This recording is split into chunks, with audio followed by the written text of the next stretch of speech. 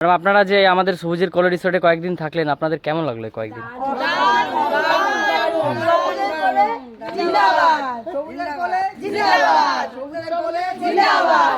দারুণ দারুণ, যেতেই ইচ্ছা করছে না, যেতেই ইচ্ছা করছে। আরো কটা দিন থাকলে ভালো লাগতো।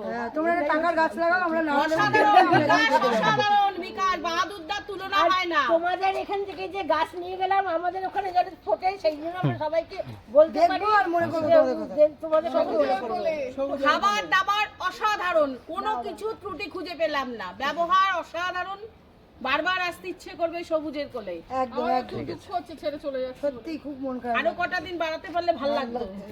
ঠিক আছে আবার এখানে